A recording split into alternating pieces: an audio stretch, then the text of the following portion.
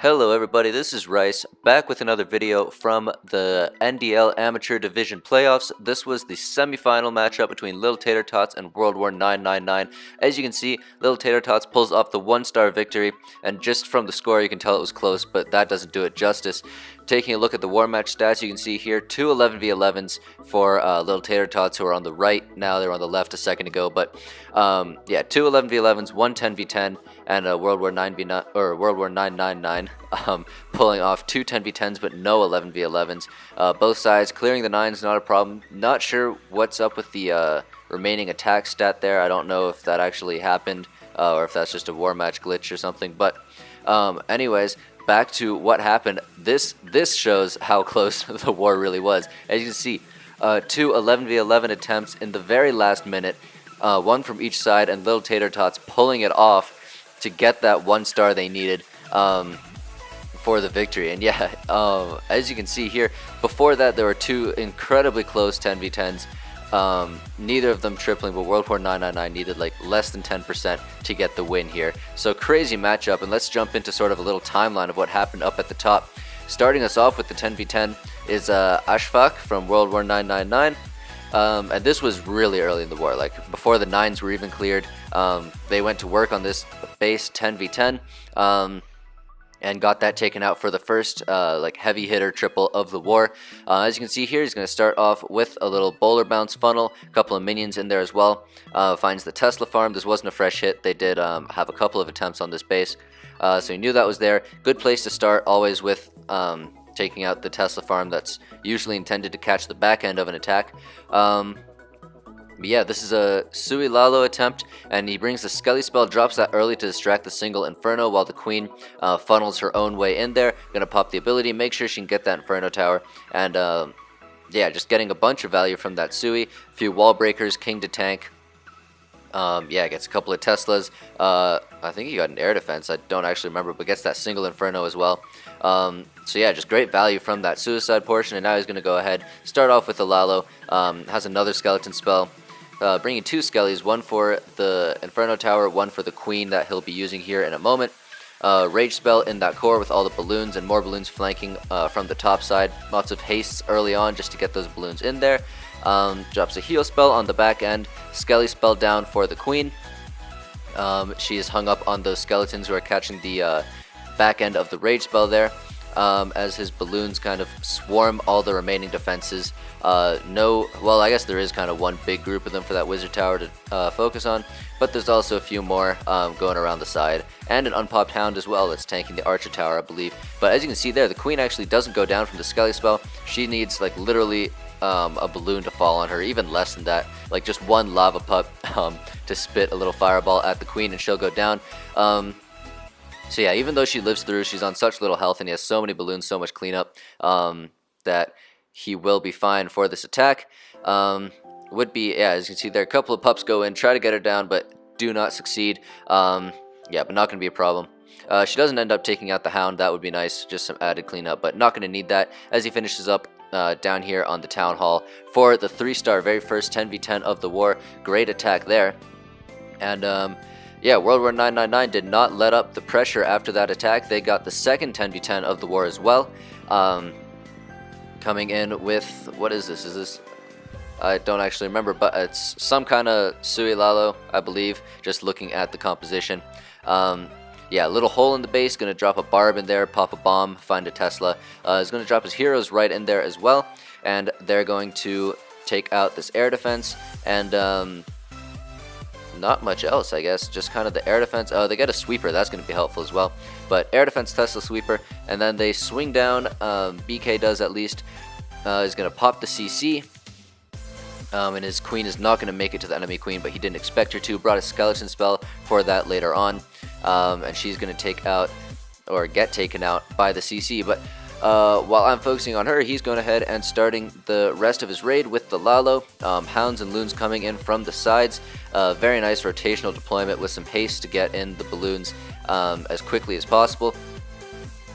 Yeah, coming down, he's going to drop a heal on that wizard tower. That's going to kind of overlap into the second wizard tower, so the balloons are going to be nice and healthy heading into that. Final rage spell is dropped, and the skeleton spell down by the Queen and the single Inferno. That is going to lure the Hound over, which kind of will bug him later on in the raid. But as for now, he is... look at how many balloons he has left. That's not going to be too much of a problem, except the Queen doesn't go down once again. Yeah, just a little bit of trouble with the skeleton spells not handling the Queen as well as they would like, obviously, because the Queen doesn't go down in either of these raids. And now she's just going to pick off those balloons just one by one, and they're all down. But he just has a ton of pups left over, and as soon as Queen hits one, the rest are going to go over and kill the Queen. But as I mentioned earlier, even though he tried to lure the Lava Hound away with the Barbarian, it is still going to be in the way of his cleanup, and all of his minions and pups are going to pop the Hound, and they're actually, a lot of them are going to go down to all those pups, finishing up with, honestly, very little cleanup, but enough time to get everything left on the base taken care of. And that'll do it for the 3-star. That's what matters. And so World War 999 jumping out with the 10v10s early, but Lil Tater Tots pulls a 10v10 back. This was their one 10v10 from the war, and it's an HGHB. Pretty cool attack. I like that it's making a comeback. But yeah, lost my train of thought for a second there. Just starting off over on this right side of the base, gets the healers down. They're actually going to focus on a wizard for a while. Couple of hogs to go in, take out that archer tower so the giants can redirect into the base, which was very nice. Drops the CC bowlers, poison on the defending clan castle, and his giants are going to make it through that wall with the rage. Healers also in the rage spell there, keeping everything nice and healthy. Second poison spell goes down for the enemy queen. BK doesn't go into the base. He goes kind of on a mission of his own around the outside, but that's not going to be too much of a problem as...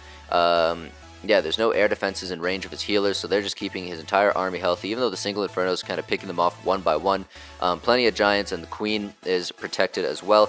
And he's going to go ahead and start the hog portion on that flank that's kind of out of range of his core shot, just kind of sprinkling in the hogs, taking out the defenses, and they're going to make their way around while his core push kind of stalls in the middle here.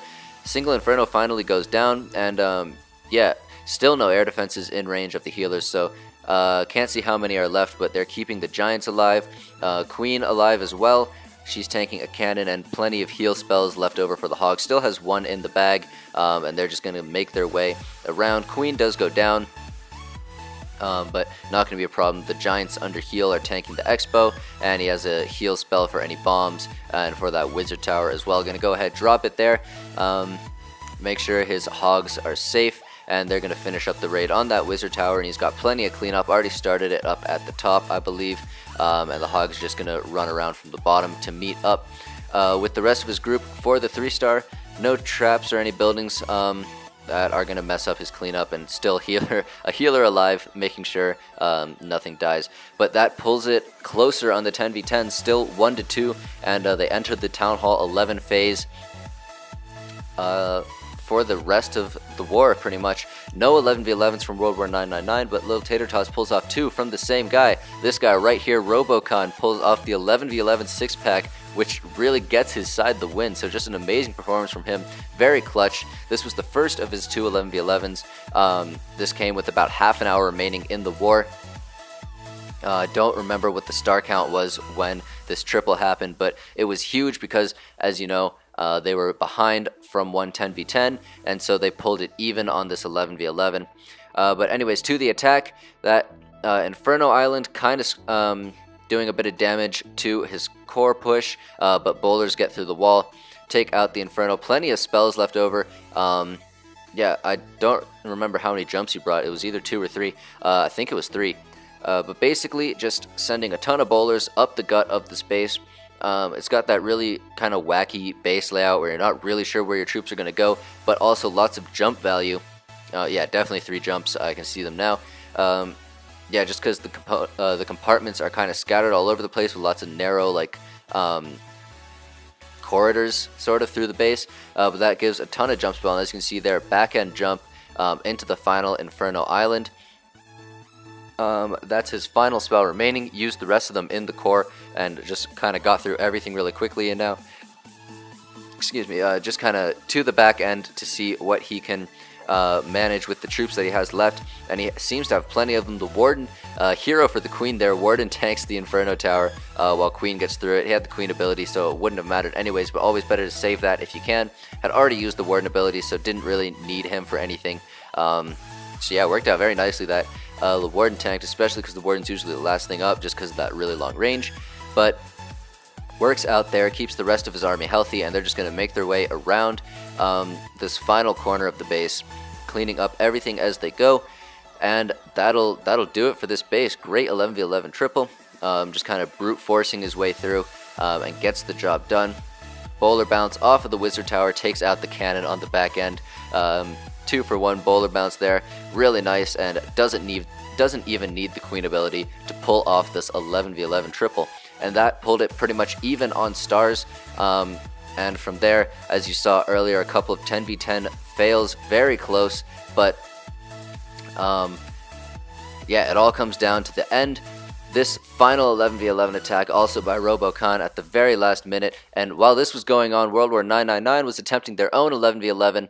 Unfortunately, that one did not result in a 3-star, whereas this one did, and this gave Lil Tater Tots the win because they needed that star. If you remember earlier, they were behind on percentage, but just getting it done on the stars, and that came from this attack right here with the quad quakes. Very interesting usage there. Don't see those very often, especially not in 11v11, but I guess you have so many spells that you can afford to spend 4 of those slots on quakes, and that's what he does. Great Warden ability while everything is taking a hammering in the middle there, and they're just gonna run rampant through that wall-less area now, open up so much of the base, even though it was, again, another one of those designs that tries to spread everything out.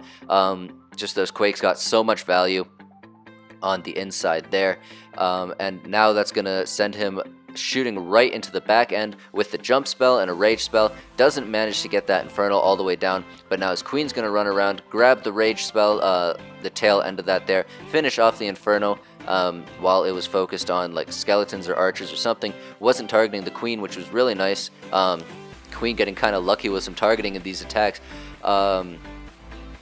But that works out really nicely for him. And in both cases anyways, even if Queen had gotten targeted by the single Inferno, he had the Queen ability ready. So just very nicely done on these attacks. I don't really know what else to say. An 11v11 6-pack, including one in the very last minute to win the war.